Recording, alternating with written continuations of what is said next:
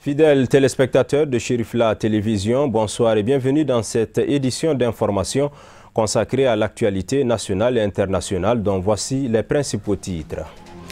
La traditionnelle conférence de presse de la Fédération Ansardine Internationale a eu lieu ce mercredi 20 novembre dans la grande mosquée chérifienne de Bangoni Dianguinébougou sous le leadership éclairé du guide spirituel des Ansar Assehid Chérif Ousmane Madani Haïdara, président du Haut Conseil islamique du Mali et du groupement des leaders spirituels musulmans du Mali. Célébration du 30e anniversaire de la Convention relative aux droits de l'enfant CDE ce mercredi 20 novembre au Centre international de conférences de Bamako. Les détails dans ce journal.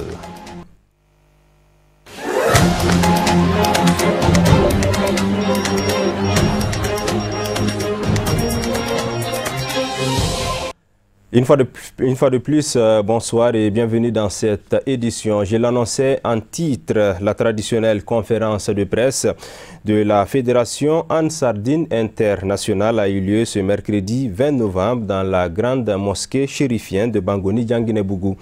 Sous le leadership éclairé du guide spirituel des Ansar, président du Haut Conseil islamique du Mali et président du groupement des leaders spirituels musulmans, l'occasion a mobilisé un parterre d'hommes de médias. C'est un reportage de Al-Hamidou Badini et Fousseini Keïta.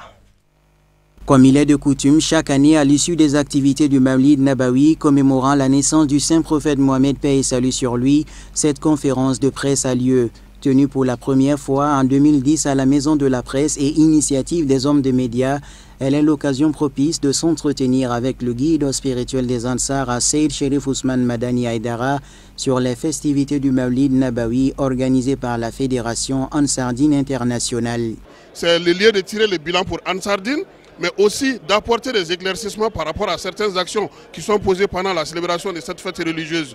Cette année, il a été question de bousculade et certains ont parlé de 180 personnes blessées. Mais le shérif nous a expliqué que c'est un bidon des médicaments traditionnels qui a explosé, qui a été à la base d'une peur généralisée au niveau du stade de 26 mars. Et ça a trouvé qu'il n'y avait pas de prêche en cours. Les gens s'est reposés pour attendre la dernière journée des douanes. Donc, il y a eu 23 blessés. Et certains blessés sont même revenus le lendemain pour participer à la cérémonie de bénédiction et de clôture de Mawlud. Bilan des activités, perspectives pour les années à venir, motivation du président du Haut Conseil islamique du Mali, action de développement des Ansar et patriotisme sont entre autres les questions posées par les journalistes auxquelles des réponses adéquates ont été données par Seyd Chérif Ousmane Madani Haïdara. Encore sur d'autres points par rapport au Haut Conseil islamique, cela a beaucoup attiré mon attention, que le président du Haut Conseil islamique ne soit pas pris en charge, ne serait-ce que pour ses carburants, ne serait-ce que pour ses multiples réunions interminables. Là, ça me surprend. Le Haut Conseil n'a pas de budget. Et s'il y a le budget, pourquoi on ne le fait pas profiter de Haïdara? C'est un travail qu'il abat nuit et jour là-bas. Et mieux que ça, la considération que Haïdara a pour la presse, cela m'a aussi impressionné. J'ai compris que ça fait depuis 1999, je suis dans le réseau autour de lui, qu'il a une importance particulière pour la presse. Ça me plaît. Remerciant les journalistes pour leur rôle important dans un système démocratique, le président du groupement des leaders spirituels musulmans du Mali les a surtout enjoints au respect des règles qui régissent le domaine de l'information. Plusieurs responsables de la Fédération Ansardine Internationale étaient également présents à ce rendez-vous annuel. Nous demandons aussi aux journalistes d'être honnêtes et de donner la réponse comme de diffuser comme ils ont bien et comme ils ont entendu. Donc de ne pas modifier les paroles, car les journalistes occupent une très grande place dans la société. Donc quand ils font correctement leur travail, ça permet au pays et ils contribueront à la construction du pays. En rappelant que dans le cadre de cette 35e édition du Mawlid Nabawi de la Fédération Ansardine Internationale, 29 des 38 pays membres y étaient représentés. En tout, 148 637 pèlerins ont été enregistrés, dont 75 453 hommes et 73 184 femmes. 6 131 volontaires ont aidé la commission d'organisation dans la réussite du Maoulid 2019. 400 millions de francs CFA, c'est le coût provisoire injecté dans l'organisation de cet événement grandiose de la Fédération Ansardine internationale. Visite de haut niveau au Salon international de l'artisanat du Mali, Siama 2019. Le guide spirituel des Ansar, Seyid Chérif Ousmane Madan Haïdara, accompagné de sa famille et des membres de la Fédération Ansardine internationale, ont visité le Siama sur invitation de l'Assemblée permanente des chambres de métiers du Mali, APCMM. Retour sur les temps forts de la visite avec Marietou Diallo. Accueilli par le président de l'Assemblée permanente des chambres de métiers du Mali, APCMM, dès son arrivée au parc des expositions de Bamako, le guide spirituel des Ansar, Seyid Chérif Ousmane Madan Haïdara, président du Haut Conseil islamique du Mali, visiblement très content, accompagné de sa famille et les membres de la Fédération Ansardine internationale, tous ont visité tour à tour les stands pour contempler le savoir-faire des artisans. La deuxième édition du Salon international de l'artisanat du Mali, Siama 2019, est le fruit de la collaboration entre l'APCMM, les organisations professionnelles d'artisans OPA et le ministère de l'Artisanat et du Tourisme. C'est un sentiment de satisfaction, de fierté, d'honneur. Un sentiment vraiment... Son arrivée ici, vous-même, vous avez vu l'engouement. Ça nous a requinqué, ça a rehaussé l'image du salon et nous sommes vraiment contents et fiers qu'il soit passé nous dire bonjour, nous les artisans. Nous sommes vraiment très contents de son passage. L'appel que nous avons lancé au Mali à l'image du président du Haut Conseil, c'est d'appeler les Maliens à venir visiter ce salon international de l'artisanat. C'est appeler aussi les Maliens à la cohésion et à la paix. C'est ce message que nous avons à l'image du Haut Conseil du président. Dorénavant inscrit dans l'agenda des grands événements nationaux, le Siama est le seul cadre qui manquait aux artisans maliens pour la promotion de leurs œuvres. Ce salon est le symbole du renouveau de l'artisanat du Mali avec des artisans plus talentueux, de nouvelles collections, des pièces uniques et un savoir-faire témoin de leur ingéniosité. Le guide spirituel des Ansar, Seyid Chérif Ousmane Madan Haïdara, président du groupement des leaders spirituels musulmans du Mali et du Haut Conseil islamique du Mali, afin de donner au revoir sous des notes d'espoir. En prélude à la commémoration de la Journée internationale des droits de l'enfant le 20 novembre, le SAMU social Mali a organisé une conférence de presse ce mardi 19 novembre dans ses locaux 6 à l'hippodrome. Les acteurs du cadre de concertation intervenant auprès des enfants en situation de la rue et un parterre d'hommes de médias y ont pris part. Le bilan, les difficultés ainsi que les perspectives ont été développées à cet effet. C'est un reportage de Alhamidou Badini. La communauté internationale célèbre le 20 novembre 2019 le 30e anniversaire de la Convention relative aux droits de l'enfant CDE, adoptée en 1989 et ratifiée par 193 États du monde. En marge de cette commémoration, le SAMU social Mali a initié cette conférence de presse sous le thème « S'engager pour l'égalité en faveur des enfants des rues ». L'occasion était également idoine pour le SAMU social de faire le bilan des activités menées jusqu'ici. Aujourd'hui, nous pouvons dire que le SAMU social et aussi de nombreuses autres structures qui sont sur ce terrain-là vraiment font beaucoup dans la protection des droits de ces enfants-là. Nous donnons des soins en ambulatoire aux enfants des rues. Chaque soir, nous avons des équipes mobiles qui sillonnent les rues de Bamako, alors qui vont à la rencontre des enfants sur les sites. Et au cours desquelles rencontres, donc, ils s'imprègnent des difficultés des enfants et ceux qui ont besoin de soins, ils leur donnent des soins. Et si le traitement ne peut pas se faire en ambulatoire, les enfants sont accompagnés dans les structures médicales pour une prise en charge appropriée. Ceux-là qui sont en danger aussi dans la rue, nous leur proposons des orientations dans des centres d'hébergement, alors pour une mise à l'abri ou bien pour entreprendre un projet de réinsertion sociale ou économique. Aujourd'hui, nous avons mis en place beaucoup de partenariats pour la formation professionnelle, l'apprentissage des enfants pour favoriser leur réinsertion sociale. Cette conférence de presse du SAMU Social Mali se veut aussi un espace de plaidoyer auprès des pouvoirs publics par l'entremise des médias en vue de la protection et la promotion des droits de l'enfant, notamment pour l'épanouissement des enfants des rues en situation précaire. Ce matin, nous avons voulu attirer l'attention des pouvoirs publics, de l'opinion malienne à travers les médias sur la situation des enfants de la rue. Ils représentent une catégorie d'enfants extrêmement vulnérables, des enfants qui sont en rupture avec la famille, des enfants qui n'ont pas de soutien donc des parents et qui ne sont pas encadrés par des institutions de l'État. Donc ce sont les associations qui interviennent auprès de ces associations et de ces enfants.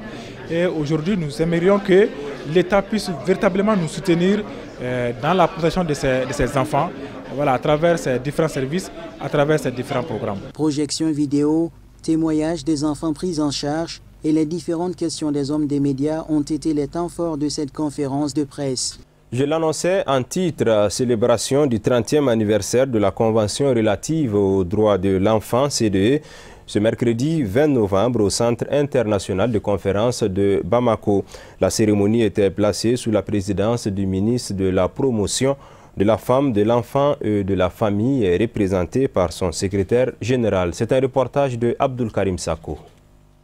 Célébré chaque année le 20 novembre, c'est en 1990 que le Mali a ratifié la Convention relative aux droits de l'enfant, CEDE. Cette journée vise à promouvoir le respect et les droits des enfants, avec comme thème « Agir pour les droits de chaque enfant ». Une occasion pour la présidente du Parlement des enfants d'égrener un chapelet de progrès réalisé par les pouvoirs publics du Mali, tout en appelant à plus d'efforts en faveur des enfants. Notre pays interpelle le gouvernement, les collectivités et leurs partenaires du domaine de l'enfance, tels que les agences du système des Nations Unies, les ONG nationales et internationales, les organisations de la société civile, le secteur privé sur la situation des enfants au Mali. De même, les parents, les enseignants, les agents de santé, les dirigeants ou des militants de la société civile, les chefs religieux ou de communautés.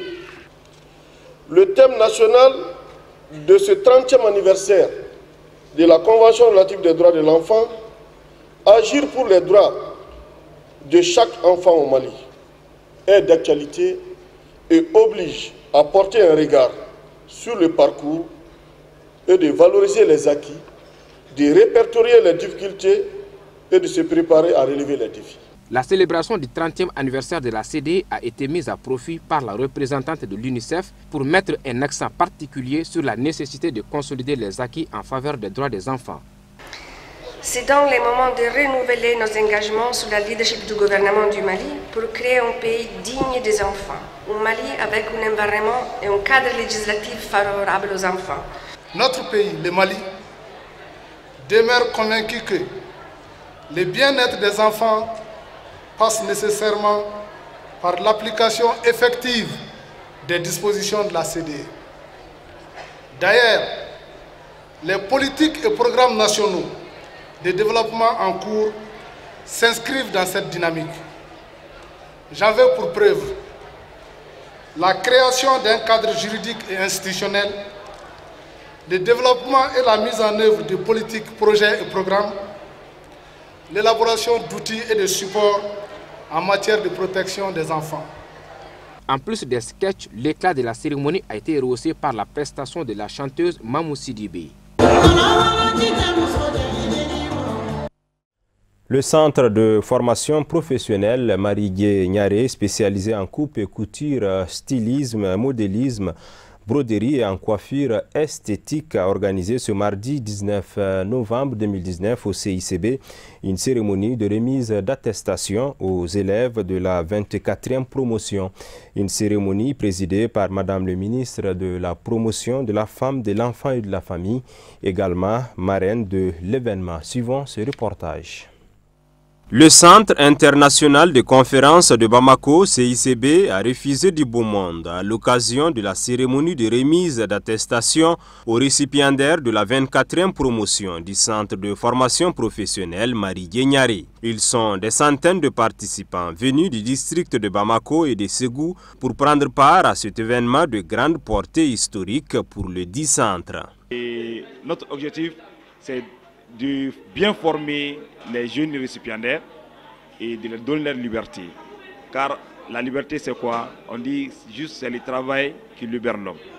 Donc, notre objectif, c'est de combattre le chômage au Mali et de former ces jeunes pour qu'ils puissent demain être indépendants eux-mêmes. Le centre Marie Gnénaré forme en coupe, couture, stylisme, modélisme, broderie et en coiffure et esthétique. Cette promotion, composée de 130 récipiendaires qui viennent de boucler un cycle de formation de 3 ans au centre professionnel Marie Gnénaré, est baptisée Feu Cheikh Ahmed Baba Dramé.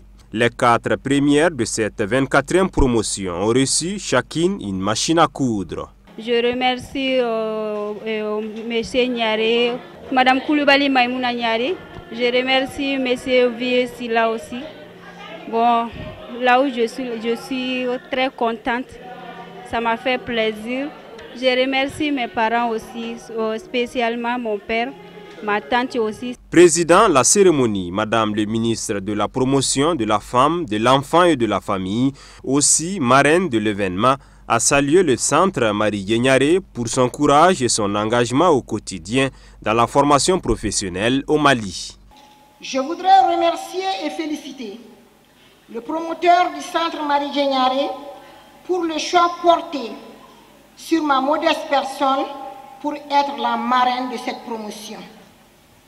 Honorables invités, mesdames et messieurs, comme vous le savez, le centre Marie Gnénaré est une école internationale de mode créée en 1992. De cette date à nos jours, il a formé plus de 2000 jeunes, filles et garçons, dont la plupart sont déjà dans la production. Certains se sont installés à leur propre compte. Aux récipiendaires, je dirais que les diplômes qui vous seront remis constituent le couronnement de longs mois d'efforts, de persévérance et d'amour du travail bien fait. C'est pourquoi je vous adresse mes chaleureuses félicitations et je formule pour vous mes vœux de plein succès dans la carrière professionnelle que vous allez bientôt embrasser. À cette cérémonie, on pouvait également noter la présence des représentants de l'association des Ansar, section de Bamako, de l'ONG Al-Farouk, de l'Union des jeunes musulmans du Mali, UJMA, et du Fonds national de solidarité. Des prestations artistiques, remises de diplômes aux différents récipiendaires et bien d'autres kits, suivis d'un sketch et d'un défilé de mode, ont aussi émaillé cet événement qui a pris fin par une photo de famille. Le commentaire de l'actualité africaine et internationale, c'est avec Marietou Diallo.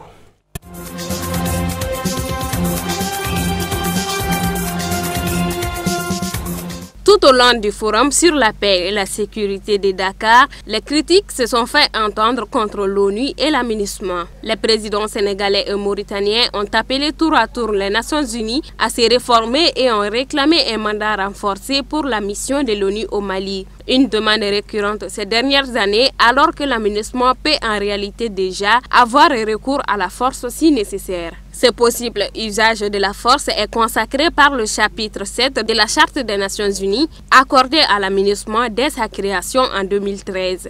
Mais face à une situation sécuritaire qui ne cesse de se dégrader, le Conseil de sécurité de l'ONU va décider de lui accorder 3 ans plus tard un mandat plus robuste en l'autorisant à utiliser tous les moyens nécessaires pour accomplir sa mission. Ainsi, est-il précisé dans le texte de la résolution, la MINUSMA peut anticiper et écarter les menaces et prendre activement des dispositions musclées pour contrer les attaques asymétriques dirigées contre les civils. De fait, le mandat de la MINUSMA est le plus vaste jamais confié à une mission onusienne.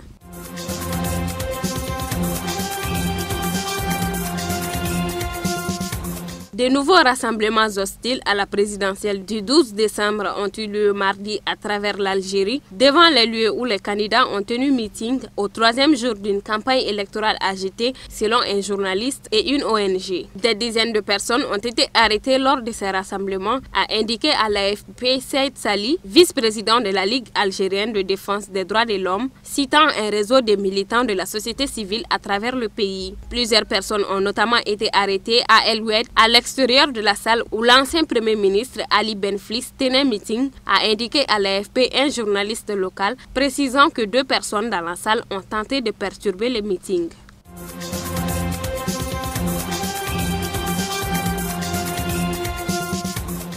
L'ancien président béninois est annoncé à Cotonou ce mercredi, près de 5 mois après avoir quitté son pays. Selon ses proches et la présidence béninoise, il pourrait par ailleurs rencontrer rapidement le président Patrice Talon. 5 mois après avoir quitté le pays fin juin, Thomas Yayi Boni sera de retour à Cotonou ce mercredi en fin d'après-midi. Selon une source proche de l'ancien président béninois, celui-ci accompagne une délégation de la CEDEAO, composée notamment de l'Ivoirien Jean-Claude Brou, président de la commission de la CEDEAO, d'un représentant du ministère nigérien des Affaires étrangères et à laquelle s'est également joint l'ancien président nigérien Abdul Salami Aboubakar. La présidence béninoise, qui confirme le retour de Thomas Yayi Boni, n'a cependant pas confirmé la composition de la délégation qu'il accompagne.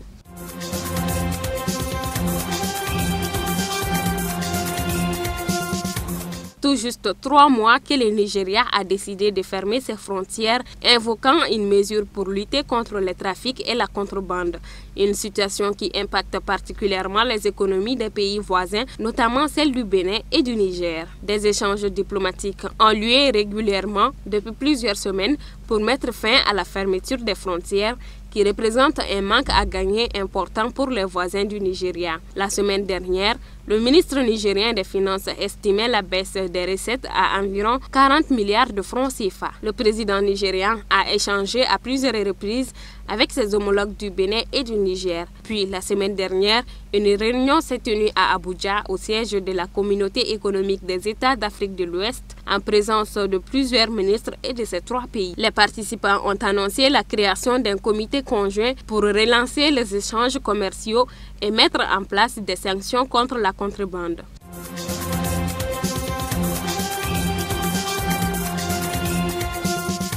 Les opérations de vote ont débuté dans le calme mercredi matin à l'occasion du référendum de l'ethnie Sidama qui doit se prononcer sur la création de sa propre région au sein de l'État fédéral éthiopien, ont constaté des journalistes de l'AFP. Quelques 2,3 millions d'électeurs sont appelés aux urnes et le scrutin mobilise la population de la capitale régionale Hawassa, à en juger par les longues files d'attente qui se sont formées à l'ouverture des bureaux de vote à 6 heures. Le processus de vote est inclusif, facile, transparent et excitant. J'ai voté pour une décision qui, je pense, contribuera au développement, à la paix et à mon bien-être, a déclaré à l'AFP un électeur de 27 ans. L'Éthiopie, 2e pays le plus peuplé d'Afrique avec plus de 100 millions d'habitants, est actuellement divisée en 9 régions semi-autonomes dessinées sur les bases d'un fédéralisme ethnique.